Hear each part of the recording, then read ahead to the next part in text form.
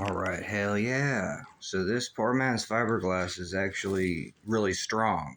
And that's been shown from other YouTubers making, we have a chunk of pink foam, so 2 inch pink foam, and it's strong enough, or it's pretty, it would break, if it got flipped over and stuff. That would, but when we make this rigid, we'll put one layer there, and we should be putting two, but I can't add any more extra weight. And so, hell yes, we got a 4 inch overlap, and we'll get that glued up. Booyah. All right, hell yeah. So that turned out fantastic. Got it nice and tight.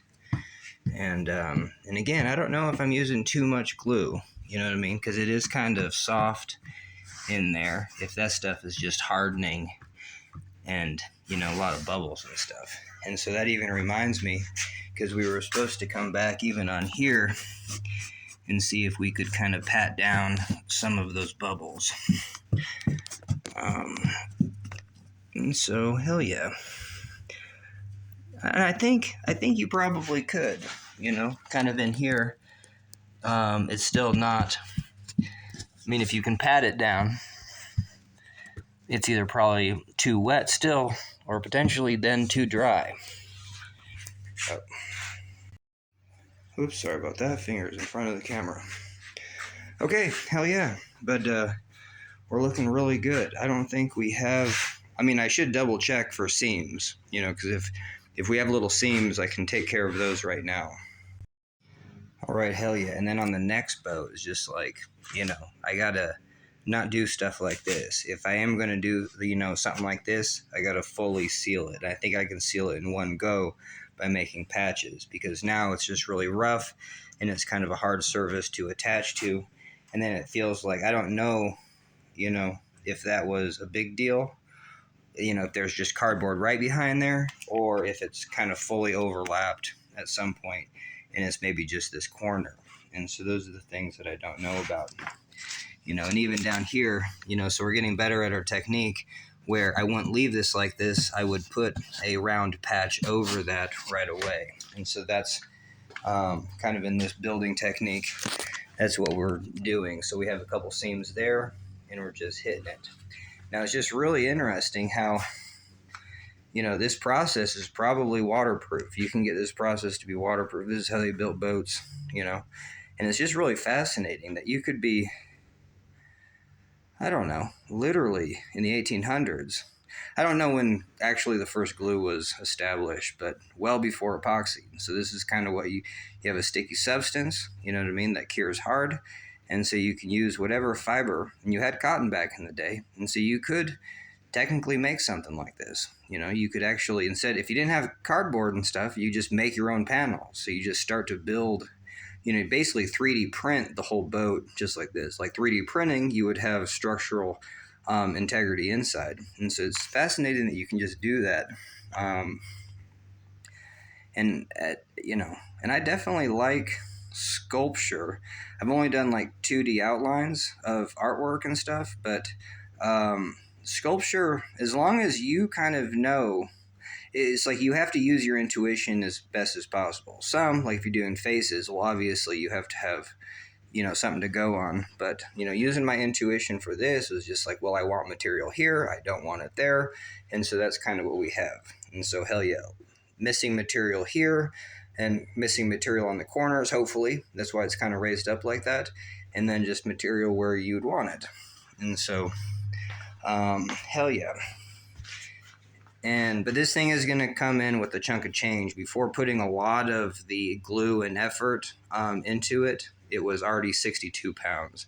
And so I'll have to wait until it cures up to get another weight. And hell yeah. And then just talking about paint, I definitely have a lot of, I'm going to use oil-based, and I even have spray paint. I just have a lot of spray paint that I actually have to get rid of that's black. It's aging. It's almost 10 years old. It could almost be 10 years old now.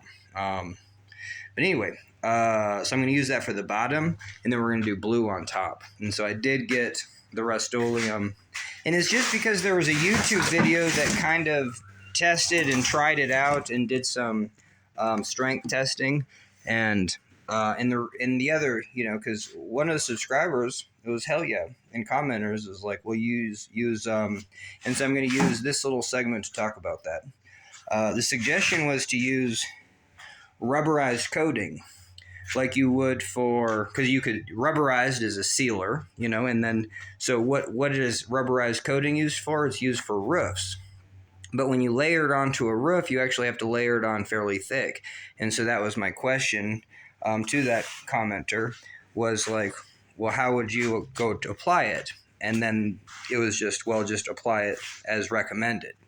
And so that was kind of, well, I just can't, I'm in a weight crunch on this boat where I just can't add more weight to it. And I can't rely on a rubbered coating to work in a thin application where, I've done a lot of metal work and it's like, heck yeah. And I go full bore, you know what I mean? You do 4 thin coats of like that oil base. Hell yeah. You've created, and hopefully I'm relying on the idea that people say it's a little bit flexible. But I don't know if oil-based paint is more or less flexible than latex, because typically what people do is a latex paint. But yeah, that's just going to instantly tear, peel, just like it would on your house, where I'm just using my familiarity with this oil-based paint and spray paint, and then, because if you do really thin coats, that's my goal, is to just, even if I have to do 6 coats, just like hella thin, then you're just adding, and I should do no sanding too, and just, do a coat, let it dry, do a coat, let it dry. And yeah, because that is, even from the epoxy world, that's how you do multiple coats of epoxy. The second you let epoxy cure, then you actually have to rough it up. And I think that's probably the same deal with paint, is that once it's cured, then you have to go sand it. Where, if you just go back over it, like after it's dry, then hell yeah. So that is the reason why I'm using paint, and I'm using the oil-based paint. And I just thought of the idea that I have spray paint, so it'll be black on the bottom and then blue, and then so I'll have to figure out where I want to do like a racing stripe or something like that. How far the black comes up. The black should come up past the water line, just for visual aesthetics maybe, and then the blue everywhere else. And so hell yeah. So I guess it would be a black and then blue on top, and I think that would be pretty sweet and pop. But hell yeah, that was just very roundabout. We should finish up this video. So I think I can use the least amount of weight to get it kind of fully prepped. The other, and then I don't know what I'm going to do, because on the bottom, let me talk through this. On the bottom, this surface is so rough that I probably actually do need to sand the bottom a little bit to make it smooth. So once I do apply 5 or 6 coats, then it actually makes a shell. Because even on when I do steel, you get like this gloss. You can tell it has thickness, and that's its kind of protection. But yeah, that's what I'm going for. It'd be like a gloss coating where it kind of acts like a glass. And so easier said than done, and we'll see if it's just way too porous where there's no way it's actually glassing out. But hell yeah. And then even just thinking on the fly, if I did get it, fully waterproof, glassed out, then I can come back through and put additives to it. As long as it's not bad for the river, you could put maybe safe waxes.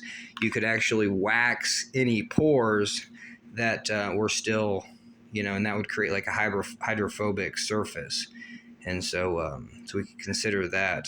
And even just so if I was able to like wax it, and if that's cool for the river, then one last coating, I don't know if it would go over the wax, but the 303 is that aerospace protectant, and that definitely dries. I don't know if it dries inert for the fish and stuff, but I mean, that's just industry standard. You apply it, it dries, and then you can go take it to the river.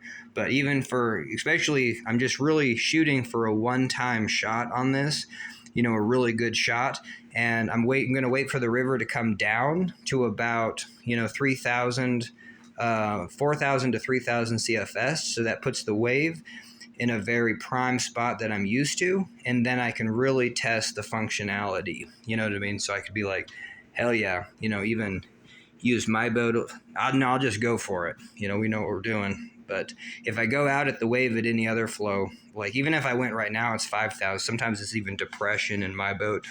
And so that would be, I don't want to, hell yeah. And we can also take this down the lock saw too, if we're thinking that's going to be pretty sweet.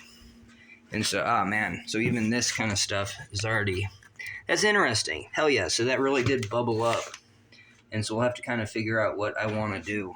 But I think that was pretty sweet because, I don't know, do you think you could actually, man, this stuff is so strong where you can't even push it back to flat.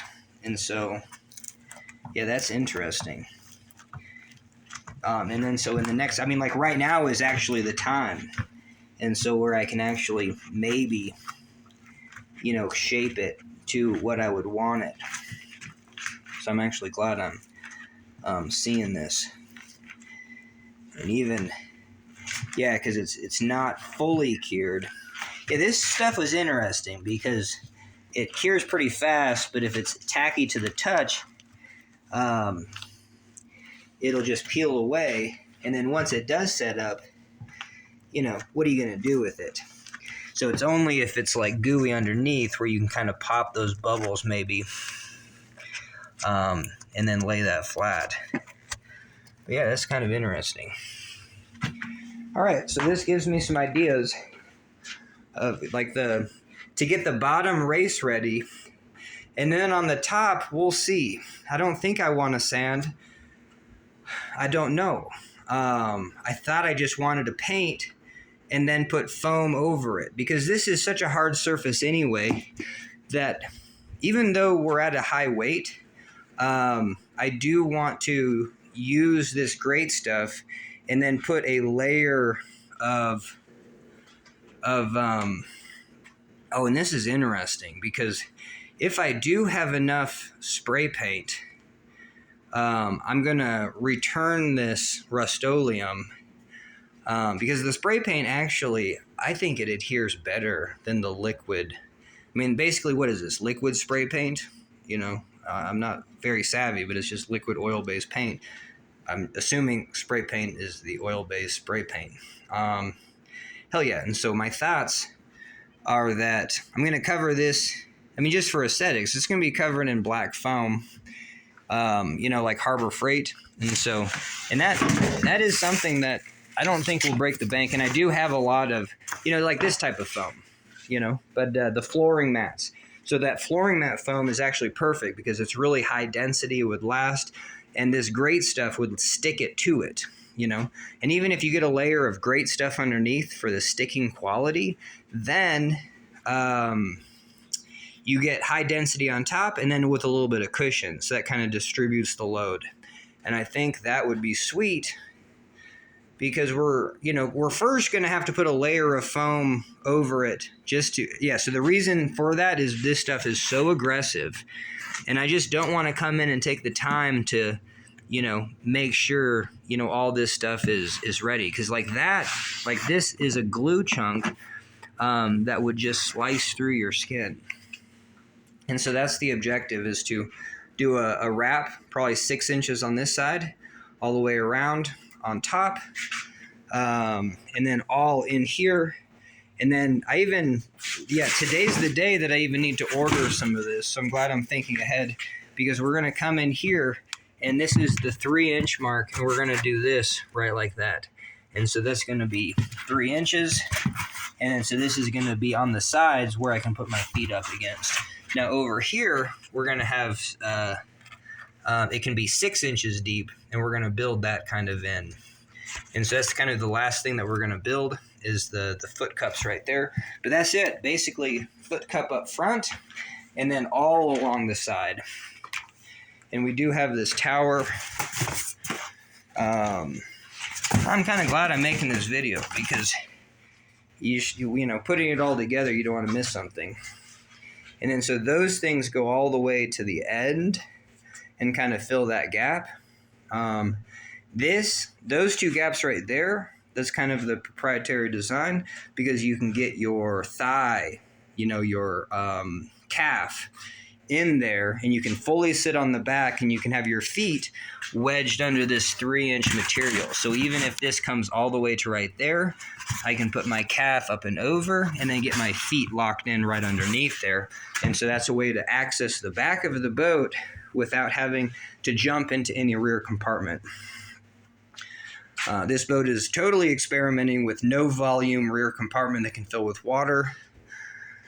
And then we're also experimenting with this design where I think what I would actually want, and this could be actually super revolutionary, is that you have so I'm just, bear with me, because I'm just actually thinking of this for the first time.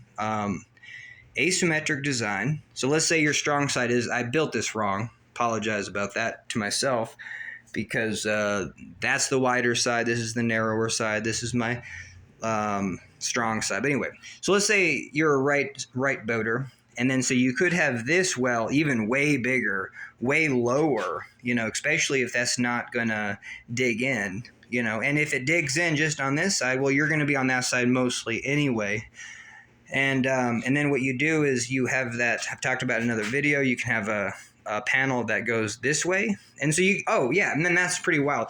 You could actually have it where and I don't have much voice, but you could have a panel up like this. That panel could have holes in it. That is right at the water line, so it can be draining that way.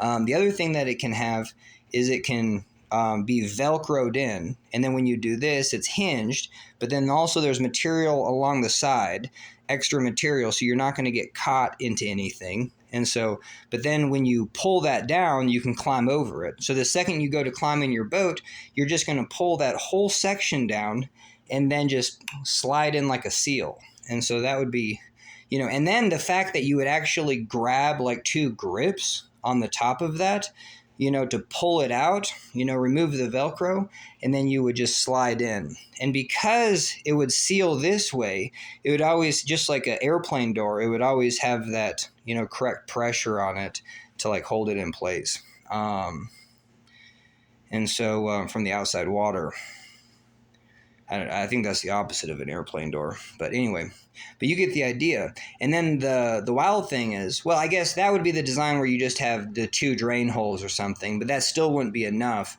The other design is that if you didn't need that, at all, then you could actually have a hatch that actually just went over the top, that actually, hinged whatever this way or that way, whatever be the most safe. And then you just have so that would be a way to actually have a body size hole in your boat that still could be safe, because this thing just flaps down. It could act like a non-locking carabiner, but you probably wouldn't want anything weird like that, so just in case you ever got pinched up, that thing's not going to get pinched in place. But easily just do that. So if you did climb in, you're at a lower surface, find that lower surface. If that lower surface is flushed, hell yeah, because then essentially water comes in, water comes out. So that would be the name of the game. And then I don't even think you would want this. Like, I don't. This is just kind of an experimentation. I think it would be really awkward to climb in the front of the boat. In R1, no one's really climbed in the front or the back of the boat, but this is just kind of an experimentation. It's usually just the side of the boat, and so even though this is the easier side, you could do the same thing. I mean, if this design works where you get your full structure, you could do this low where you actually have 0 entry this way. So if water comes in, it just pillows out the sides, and so that's kind of interesting. And then you could seal that up, you know what I mean? And so even on this design, I would want this sealed up, and I might even put another plank across there so I could still climb in. I would do that at run 2, But then I could actually get back here and work on the dynamics back here to see if those dynamics are even better, because we do have an asymmetric boat. Okay, hell yeah. All right, I think I need to be done. And that's it. So we could, even on this design, I could put a layer of fabric and, or just foam that out and make that a rigid, lightweight structure. And so essentially, but then what that does is it makes a huge bathtub.